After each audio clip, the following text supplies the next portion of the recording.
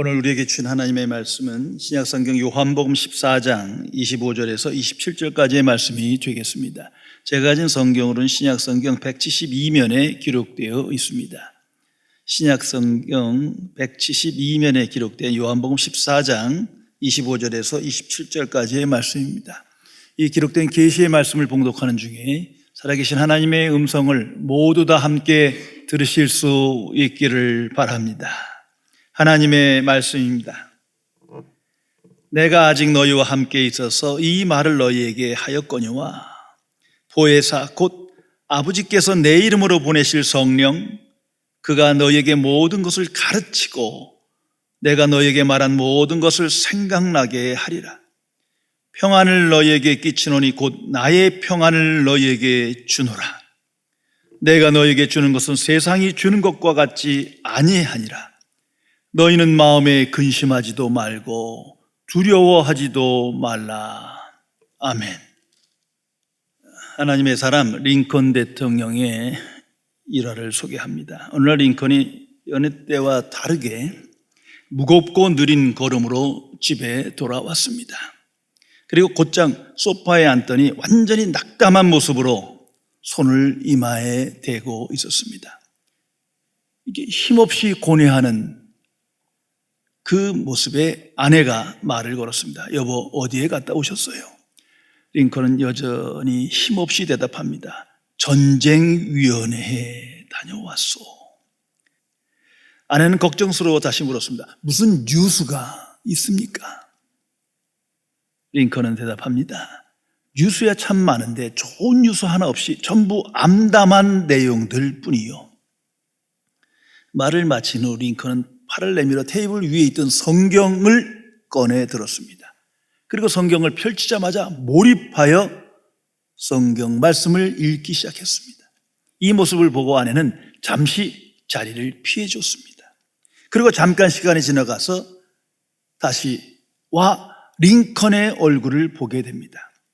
방금 전까지 절망하던 모습은 다 사라지고 그의 표정은 새로운 결의와 희망으로 빛나고 있었습니다. 아내는 짧은 시간 동안 링컨에게 평안함을 가져다 준 그 성경을 바라보며 이렇게 말했습니다. 여보, 당신 얼굴이 조금 전과는 다르게 무척이나 평안해 보입니다. 성도 여러분, 나는 무엇이 나에게 진정한 평안을 주고 그리고 어떻게 해야 그 평안을 소유한 자로 누리며 살아갈 수 있는지를 확실하게 알며 오늘을 살아가십니까? 이 평강의 비밀을 안다는 것은 인생에 있어서 가장 중요한 사건입니다.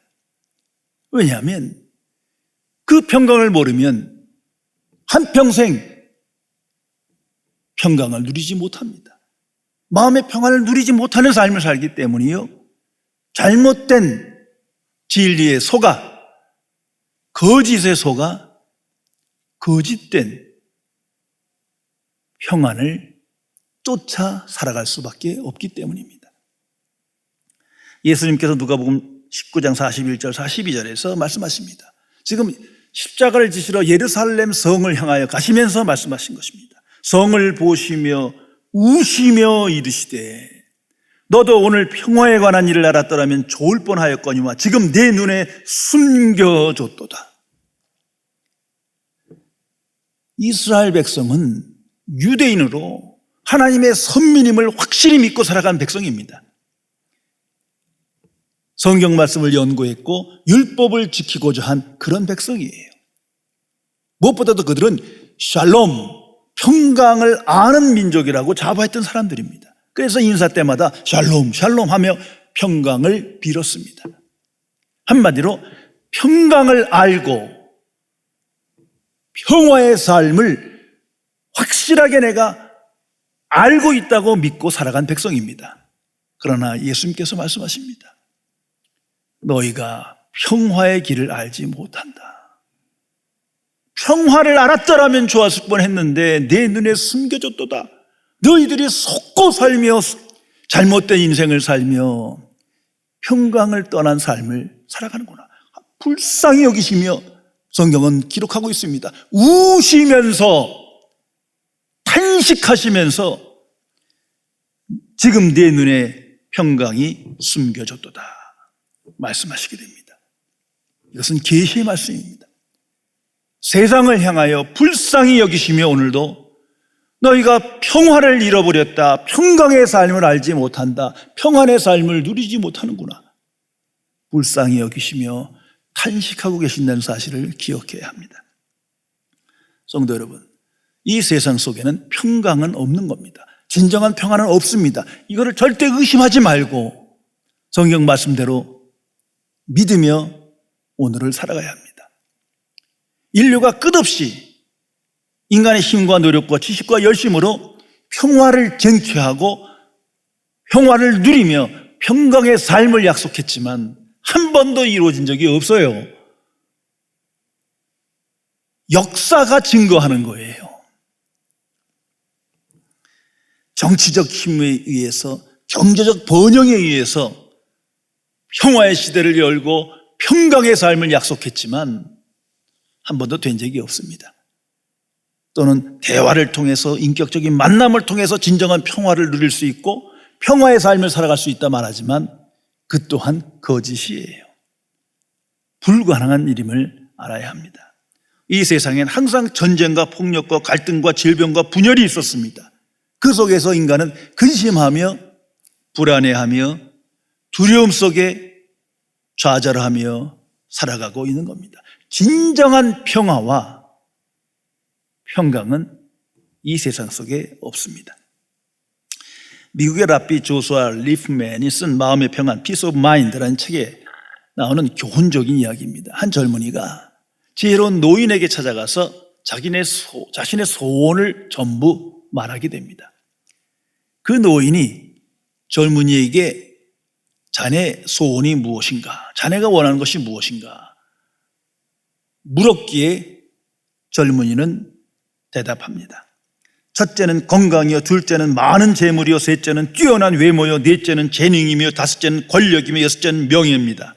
이렇게 줄줄이 자기의 소원을 말하는 젊은이에게 노인은 이렇게 말해줍니다. 이보게 청년, 평안이 없이는 아무것도 즐길 수가 없다네. 마음의 평안이 없이는, 평강이 없이는 그 어떤 것도 소용이 없다는 것을 분명히 알아야 합니다. 또한 건강과 소유와 재능과 권력과 명예와 성공이 우리에게 평안을 주는 요소가 아니라는 사실도 잊어서는 안 됩니다. 아마 새해마다 인류의 소원이 무엇인가 사람들에게 묻는 설문을 하면 공통적으로 나오는 게 그거예요. 평안한 삶, 평강하게 행복한 삶. 정말 마음에 평안이 있어야, 평강이 있어야 누리는 것이지, 평강을 모르는 자가, 평강을 소유하지 않은 자가 아무리 재산이 많고 건강하고 존경을 받는다 한들 얻을 수 있는 것이 아닙니다. 부활하신 예수님께서 처음 제자들에게 나타나셔서 하신 말씀이 바로 평강에 관한 주제입니다. 부활하신 예수님께서 반복해서 말씀하십니다. 첫 메시지가 그겁니다. Peace be with you. 평강이 있을지어다. 부활하신 예수 그리스도의 첫 복음이 바로 평강에 관한 메시지예요. 왜? 이 세상엔 평강이 없어요. 평강한 척하고 평강을 약속하지만 그 누구도 진정한 평안과 평강의 삶을 누리지 못하기 때문입니다. 그래서 부활하신 그리스도께서 말씀하십니다. 평강이 있을지어다. 성도 여러분, 평강의 중요성을 항상 인식하며 지혜롭게 오늘을 살아가야 합니다. 마음의 평안이 없다면 어떻게 되겠습니까? 그 자리에 두려움과 공포와 좌절과 불안이 있을 수밖에 없는 거예요. 마음의 평화가 없어요. 마음의 평강이 없어요. 그러면 불행한 거예요. 근심으로 가득 차 있을 수밖에 없는 겁니다. 그래서 예수님께서 첫 메시지로 주신 것이 평강입니다. 너에게 평강이 있을지어다. 항상 기억하시기 바랍니다. 하나님의 사람 잔 메가더 목사님이 쓰신 Anxious for Nothing, 자족 연습이라는 책에 기록된 내용입니다. 하나님의 평강은 인간이나 인간의 환경과 아무런 상관이 없는 것이다. 하나님의 평강은 하나님의 자녀가 소유하고 누릴 수 있는 거룩한 권리이며 특권이다. 그러면서 그 특징을 성경적으로 4가지 설명해 주고 있습니다. 첫째, 평강은 하나님의 것이며 하나님의 속성이다. 그래서 성경은 그분을 가리켜 평강의 왕이라고 말한다. 둘째, 평강은 선물이다. 하나님의 평강은 그리스도를 주로 믿는 이들에게 주어지는 주권적이고 은혜로운 선물이며 참된 평강은 우리를 구원하시는 하나님의 은혜의 선물이다. 셋째, 평강은 계속해서 주어진다. 우리의 영적인 평강을 도중에 방해하는 것은 하나님이 아니라 바로 우리 자신이다. 넷째, 평강은 환경의 영향을 받지 않는다. 평강은 세속의 영역에서 일어나는 그 어떤 일에도 영향을 받지 않는다. 성도 여러분, 나는 예수 그리스도 안에서 이 평강을, 하나님이 주시는 하나님의 평강을 알며 누리며 오늘을 살아가십니까? 매우 중요한 것입니다. 오늘 예수님께서 성경을 통하여 제자들에게 그리고 인류에게 그리고 우리에게 주시는 하나님의 말씀입니다. 나의 평안을 너희에게 주노라. 항상 기억하시며 살아가시기 바랍니다. 내 안에 평안이 없어 근심하고 좌절하고 두려우고 절망할 때 이 말씀을 기억하시기 바랍니다. 나의 평안을 너희에게 주노라. 평안, 평화, 평강, 화평, 이 동의어입니다. 이 평강은 하나님의 선물입니다. 그래서 주께서 말씀하십니다. 나의 평안을 너희에게 주노라.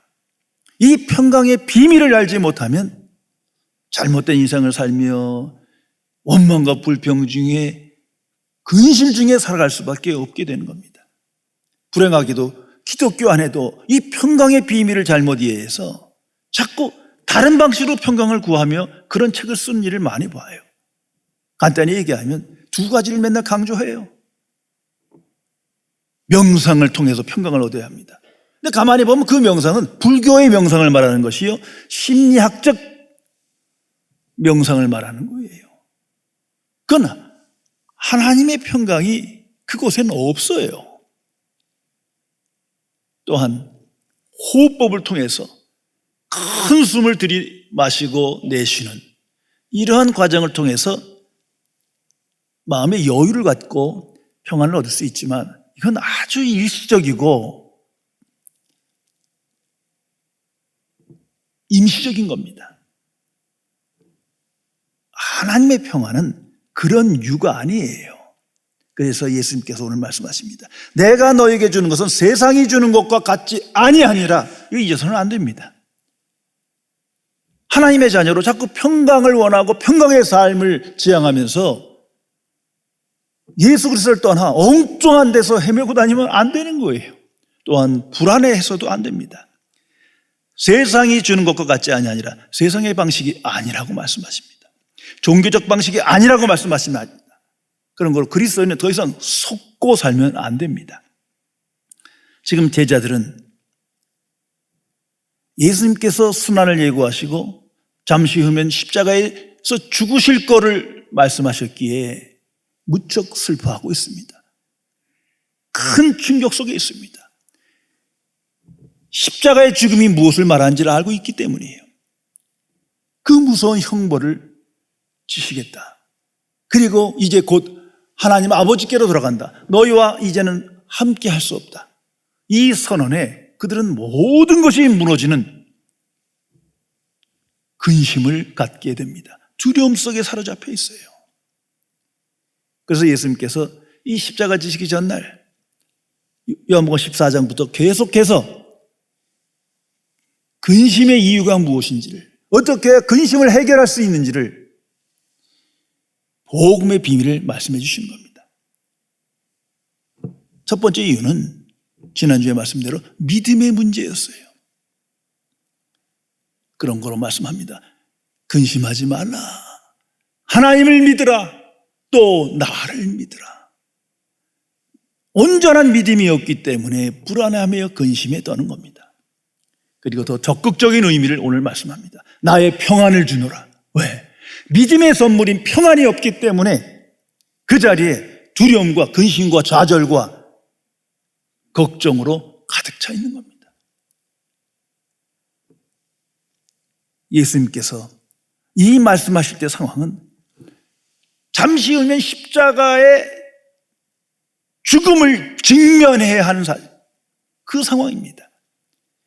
십자가의 피 흘림, 수치, 고통, 그 심판, 그것을 그대로 맞아 드려야 하는 그 상황에서 주께서 말씀하십니다. 나의 평안을 너에게 주노라. 성도 여러분, 이것이 기독교, 이것이 복음이에요. 지금 예수님께서 하늘 위에 계셔갖고 세상과 아무 상관없이 나의 평안을 너에게 주노라, 화평하라, 이런 추상적인 얘기가 아닙니다. 이 땅에 오셔서 이 세상에서 가장 고통스러운 사건을 직면하시면서 그 과정에서 예수님은 평안을 누리신 거예요. 마음에 평강이 있는 거예요. 그 비밀을 알려주노라. 나의 평강을 너에게 주노라. 선언하는 겁니다. 이것이 하나님의 평강이요, 평화입니다. 환경과 아무 상관이 없는 거예요. 조건과 아무 상관이 없습니다. 성도 여러분, 나는 이 평강을 누리며 살아가십니까? 나는 정말 하나님의 평안을 누리며 감사하며 오늘을 살아가십니까? 이것이 복음입니다. 나의 평안을 너에게 주노라. 십자가의 사건 앞에서 나의 평안을 너에게 주노라. 좀 해석하면 하나님의 평강을 나는 알고 그 평강을 나는 누리고 있다. 이런 죽음의 위기와 고통 속에서 나는 그 평강을 잃지 않았다. 내가 그 평강을 너에게 주노라 말씀하시는 겁니다. 성도 여러분, 오직 복음만이, 예수 그리스도와 하나님 나라만이 인류와 나에게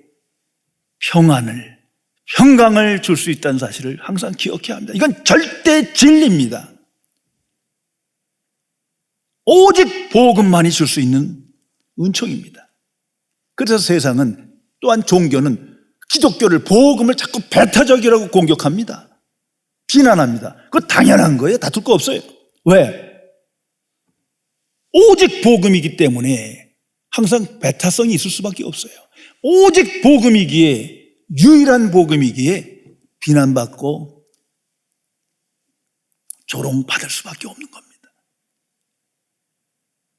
이 세상의 모든 염려와 근심과 불안과 좌절과 죄책감과 두려움의 해결책은 오직 복음입니다. 복음을 믿음으로 해결하고 복음이 주는 평강으로 넉넉히 이길 수 있는 겁니다. 여기에 성령의 역사가 있는 겁니다. 그래서 주께서 성령의 역사를 말씀하시면서 내 평안을 주노라 말씀합니다. 그 성령께서 예수님의 말씀을, 예수님 그리스도의 복음을 깨닫게 하시고 삶의 정황 속에서 생각나 적용하게 하십니다. 그리고 그 평안을 누리게 하신다는 것을 항상 기억해야 합니다. 이건 그리스도인만의 특권입니다. 종교개혁자 마틴 루터는 1521년 보름스 국회에서 종교 재판을 받게 됩니다. 당시 종교 재판은 교황 앞에서 받는 것으로, 거기서 유죄가 밝혀지면 화형에 처해야 되는 무서운 형벌을 받아야 되는 그런 사건입니다. 그러기에 이때 심한 불면증에 시달리게 되었다고 그는 고백합니다.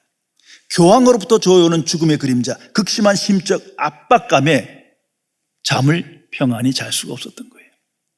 그래서 루터는 그 당시 이렇게 기도하며 잠자리에 들었다고 합니다. 하나님, 저는 누구의 것입니까? 하나님께서 그에게 말씀하셨답니다. 그야 내 것이지. 그럼 제 아내는 누구의 것입니까? 내 아내도 내 것이란다. 그럼 제 자녀들은 누구의 것입니까? 그들도 내 것이란다. 그때 루터의 고백입니다. 하나님, 모든 게 하나님의 것임이므로 하나님께 맡기고 저는 편히 자렵니다. 그리고 평안히 잠을 잘 수 있었다는 것입니다. 성령께서 사랑하신 하나님의 자녀에게 평안한 잠을 주시고 평안한 마음을 주시고 평강의 삶을 살도록 우리를 인도하십니다. 성도 여러분, 이 놀라운 하나님의 평강, 예수님이 누리시고 계신 그의 평안을 어떻게 해야 내 것으로 만들고 지속적으로 그 평강의 삶을 살아갈 수 있겠습니까? 구체적으로 어떻게 해야 그 평강의 증인으로 오늘을 살아갈 수 있는 것입니까? 성경은 답합니다. 먼저는 오직 은혜입니다. 평강은 은혜의 선물이에요. 선물을 받지 못한 자는 평강을 누리지 못하는 거예요. 아무리 내가 애쓰고 노력한들 그건 선물이 아니잖아요. 하나님의 평강은 하나님의 은혜로 선물로 주시는 겁니다. 그 은혜를 받는 그릇은 오직 믿음이에요. 나의 평강을 너에게 주노라. 그대로 믿어야 합니다. 믿는 만큼 그 평강을 소유한 자로 오늘을 살아가게 됩니다. 다른 평강의 길은 없습니다. 이것이 기독교의 선포입니다. 좀 더 적극적으로 말씀드리면 그 평강은 항상 하나님의 의로부터 나오는 것입니다. 하나님의 의가 내 안에 없다면 그 평강을 아무리 철야기도 하고 내 몸을 불사르게 내어주는 구제 활동을 한다 한들 누릴 수 없는 거예요. 하나님의 의로 말미암은 선물입니다. 그 성경은 신구약을 통해서 말합니다. 악인에게는 평강이 없느니라. 거기서 악인이란 불신자를 말하는 거예요. 자기의 의의를 쫓고 교만하고 성공지향적 삶을 살고 세상 중심의 삶을 살아가는 자에게는, 하나님을 경외하지 않는 자에게는 평강이 없느니라. 주변을 돌아보세요. 항상 그런 겁니다. 그래서 먼저 회개해야 합니다. 죄 중에 있는 자는, 죄와 함께 있는 자는 진정한 평안을 누릴 수가 없습니다. 십자가의 복음만이 우리에게 죄사함의 은총을 주고 하나님의 의의를 선물로 줍니다. 이 복음을 믿음으로 하나님의 의의 결과로 내게 평강이 임하는 것입니다. 또한 하나님과 화평해야 합니다. 그 평강이 지속되려면 하나님과 화평해야, 하나님과 바른 관계를 맺는 삶을 살아야 내 안에 하나님의 평강이 임하는 것입니다. 하나님과의 화평과, 모든 그리스도인은 하나님과 화평한 자가 되었어요. 그러나 하나님의 화평은 차원이 다른 거예요. 하나님의 화평은 더 깊은 차원에서 하나님께서 주시는 선물입니다. 하나님께 영광 돌리는 자에게, 하나님을 아는 지식을 갈망하는 자에게, 오직 하나님만을 소망하는 자에게 하나님께서 주시는 선물이에요. 그때 우리는 하나님의 평강을 누리게 됩니다. 무엇보다 중요한 것은 예수 그리스도 안에 있어야 합니다. 오직 예수 그리스도와 연합한 상태에서만 예수님이 주시는 나의 평강을 너희에게 주노라, 그 평강을 누릴 수가 있어요. 그래서 주께서 말씀합니다.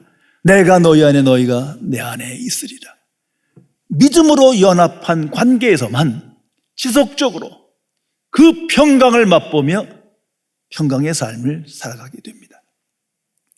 성도 여러분, 거듭난 그리스도인에게는 둘 중 하나입니다.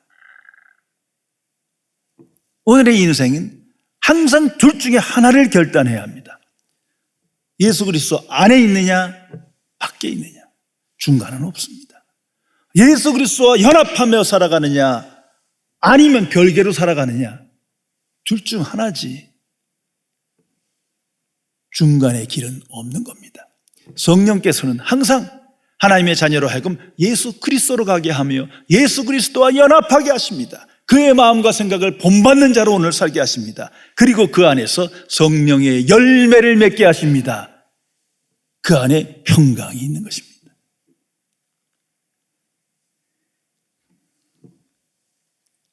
미국의 39대 대통령인 지미 카터, 그는 한평생 하나님을 경외하면 하나님의 사람이었습니다.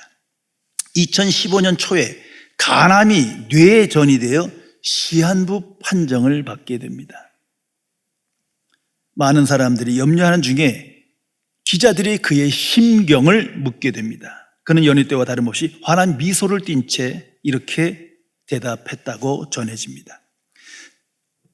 어느 때보다 솔직하게 말씀드리자면 제게 어떤 일이 일어나더라도 평안하게 받아들일 자세가 되어 있습니다. 지금 무슨 일이 닥쳐오도 나는 완전히 평안합니다. 이제 나의 생명은 하나님의 손에 달려 있다고 확실히 느낍니다. 그동안 멋진 삶이었습니다. 성도 여러분, 하나님의 평강을 소유하지 못한 자는 항상 불안과 좌절과 두려움과 걱정 속에 살아갈 수밖에 없는 겁니다. 그 평강이 없이는 하나님 주시는 어떤 은총도, 내가 자랑하는 그 무엇도 누릴 수도 없고 즐길 수도 없는 겁니다. 평강의 중요성을 알며 이 중요성을 하게 하는 역경과 시련을 깊이 생각해야 할 것입니다. 그리스도인은 무엇이 내게 진정한 평안을 주며 어떻게 해야 그 평강을 내가 소유한 자로 누리며 살아가는지를 분명히 알고 오늘을 살아가는 사람입니다. 내게 평강과 평안을 주는 것은 오직 복음입니다. 그래서 복음의 포로 되기를 갈망하며 복음의 사람으로 오늘을 살아가기를 기도하며 성령의 도우심 속에 담대한 인생을 살아가게 되는 것입니다. 떨며 두려워하던 제자들, 성령이 그들에게 오고 나서 드디어 복음의 비밀을 알고 평강의 비밀을 알게 됩니다. 그들에게 닥친 것은 온갖 박해요, 비난이요, 정죄입니다. 때로는 전쟁이 있고 기근이 있고 질병이 있고 고통이 있었습니다만 성경은 기록합니다. 그들 모두가 비로소 평강의 삶을 살기 시작합니다. 주와 함께함으로 살아계신 그리스도를 소망함으로 내 평안을 내게 주노라, 그 약속의 말씀이 내게 성취됨을 확증하며 이 일의 증인으로 승리의 삶을 살아가게 된 겁니다. 오직 거듭난 그리스도인 뿐입니다. 천국 백성만은 성령께서 그리스도와 함께하며 그리스도 안에서 하나님의 평강을 알며 누리며 오늘을 살게 주의 길로 인도하십니다.